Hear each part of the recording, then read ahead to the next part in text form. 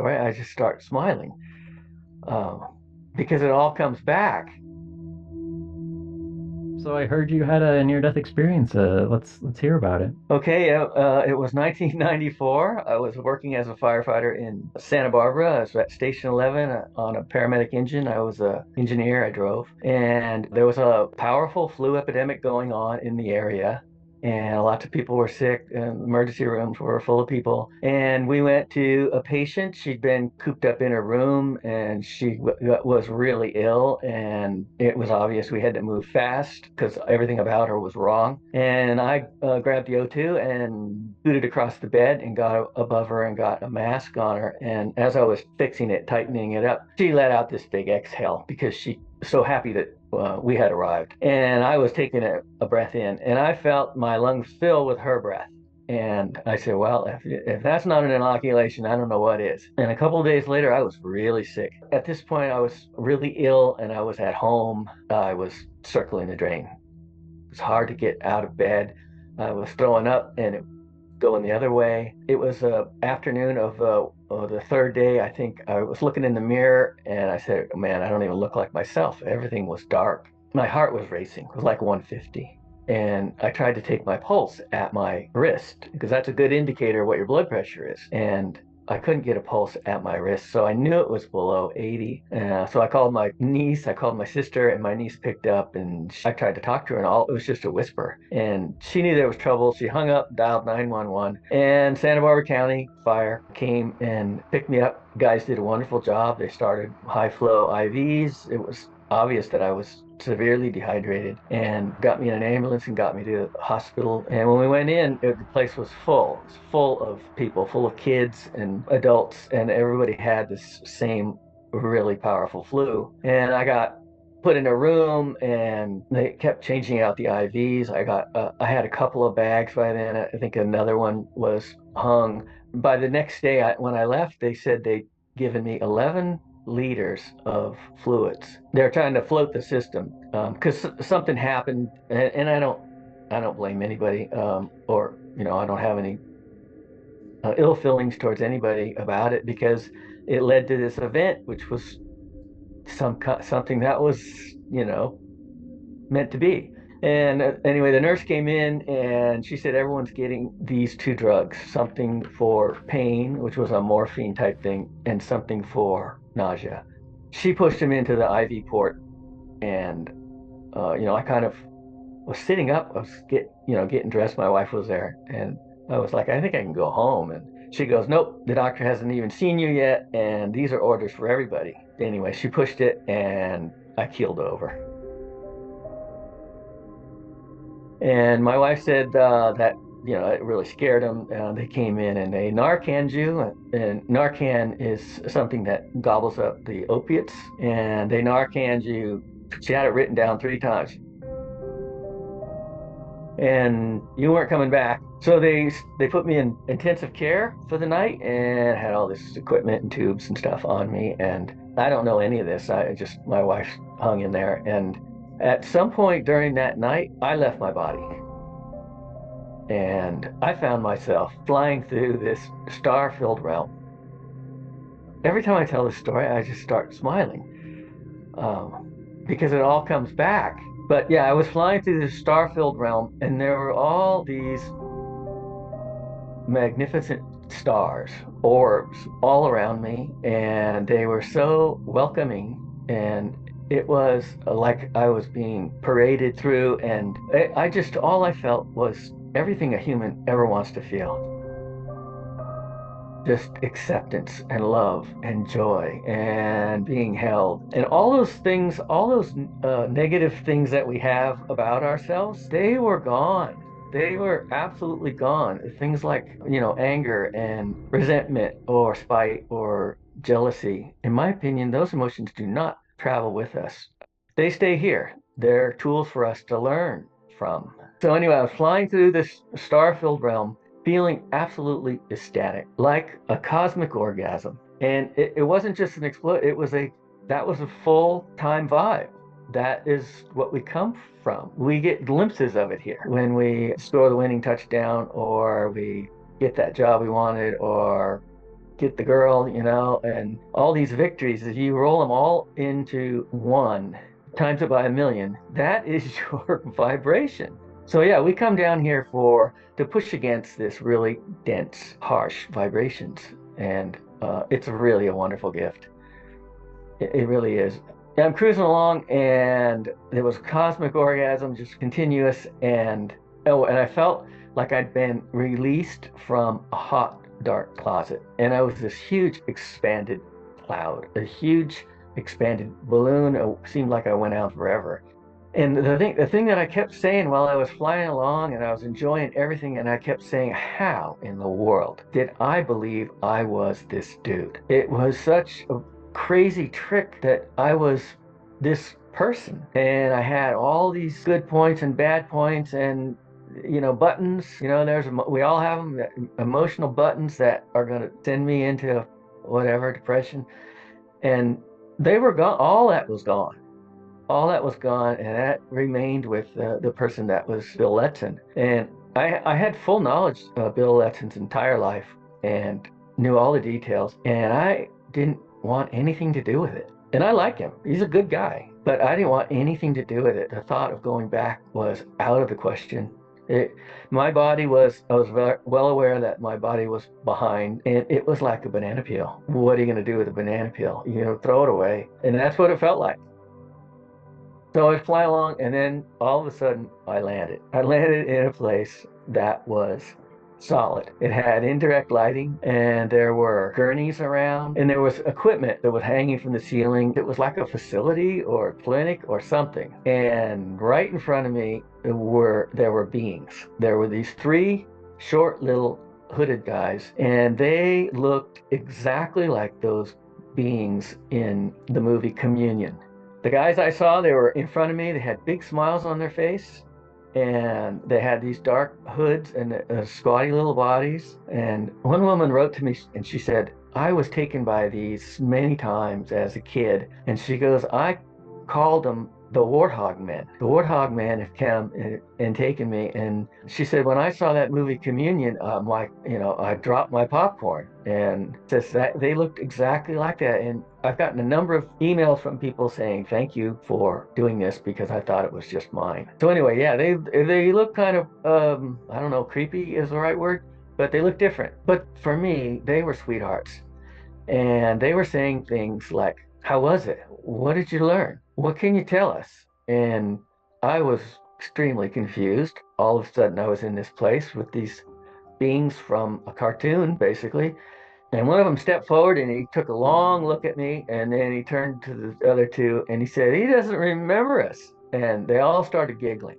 And I was like, well, guys, I'm having a little trouble. All of a sudden, things are very strange from my perspective, and I kind of remember you, but give me a little time. And they were giggling and bouncing around, and they were wonderful. And then there was this other guy, and he was sort of in charge. He was kind of in the background. He came forward, and he was this tall, wispy guy, and he had this incredible ecstatic smile. His eyes were open, his eyebrows were up, and he had this wonderful smile and laugh. And he was obviously in charge, but he was the best boss anybody could ever have. He wasn't, very strict at all. When he came forward towards me, my throat just tightened and my chest expanded. And I thought I was going to break down in uncontrollable crying from love. There was so much love pouring from this being that it was overwhelming. It was paralyzing. Um, and I just loved it. I loved those guys. He was cool. There was some back and forth stuff, and every time I said something, he had this chuckle. I could feel it inside of me. He had this laugh. I got the impression that, looking at it from a third person, that was a relationship between a father and a child, and he loved me unconditionally. And at one point I said, I'm not going back there. No way, no how, ever. So I guess I got to move on from this place eventually. And so, what's next? A review of my life? Would you guys like to get started with that? And he just loved that. He just cracked up like I was a little toddler trying to take over. And he said, sure. Sure, let's do that. How do you want to start? So I started talking, and I was telling stories about jobs that I wish I'd taken. My wife and I got this offer for this job on an island off the coast, and we were going to live on this island by ourselves and take care of the wildlife. And it was really super remote. It was like an hour helicopter ride off the coast, and she wanted that. That was that was right up her alley, and I took a fire job. I still wanted excitement. But I wish I'd done that for her because she's never asked for anything, but she did want that. So yeah, I talked a little bit about that and a few other things, and nobody was listening. They didn't care. It was obvious that I was brought in there for a quick show and tell, and I wasn't staying. It wasn't the end of my life, and I was the only one in the room that didn't know that. And at one point, he said, "Okay, that's enough." He stepped forward like a father and said, "Time to go back." And that just floored me. I was like, "What? Go back? I'm not going back there. There's no way." He says, "Yeah, you got to go back. You got things to do, and they're important." And the three little guys, it was like they were reassigned. They just disappeared. They went somewhere else in the facility, and it was just he and I, and he came forward, and he's like, "Okay, you're going back." And as he stepped forward, I felt myself slipping back. The place just started to break up. It started to dematerialize. It's like I was being beamed out of there, and I was going to another channel. I was going to another frequency, and it was a descending feeling. And I dropped away into darkness. It wasn't a good place. It wasn't someplace you wanted to be. It was lonely and it was dismal, and you didn't want to stay there. Then I was back in my body, and I woke up, and a nurse came by and she says, "You're awake." And I'm like, "Yeah, yeah, I need to talk to you." And she said, I just got to go tell the doctor. We've been worried about you. We didn't know what was going to happen with you. We didn't know what was going on. And I said, "Okay, that's cool. You can go talk to the doctor. But first, what am I doing back here?" I was pissed. I said I was home. I'd made it out of here. I was home with my best bros. How is it that I ended up back here? I had bought the farm. I was convinced of it. She said, "Honey, you've been in escrow, but you fell out of escrow, and now you're back with us, and you're going to have to get your head around that." And I thought that was, looking back, that was really good advice, because after that experience, anybody who has an experience like that, the yogis and the spiritual teachers, they'll tell you, get back in your life and chop wood and carry water and do the things that support your life and keep it going, because you're on a journey. You're a soldier for the higher self, this higher version of you that came for experiences that are mapped out. Get back on the job and make them proud on the other side that you gave your best, and you made the highest vibration choices in this life. And what was the dark place that you spent a little time in, and what was its point? What's the purpose of it? It's up to us to create our vibration. When we live our life and our vibration is low because we've been selfish and self-centered and mean-spirited, and we all know these people. We've all met them. And when we leave our bodies, when we die and leave our bodies, our vibration is going to match that low vibration of those lower places, and that's where we'll be stuck. It's not forever. It's just till we sort out where we went wrong in this life. And because we are these infinite, amazing beings. If you listen to those people who, they give a video about going to hell, almost every time it's like they sort it out. One woman was in a coma for weeks, and at one point she sorted it out, and she started singing a spiritual song that she sang in church, and she popped right out of hell. And she said that most of the time she had no idea she was dead. This thing about leaving this world in an astonished state. You're going to bump around in these low vibrational places until you can sort out that astonishment. And for some, it could be a long time.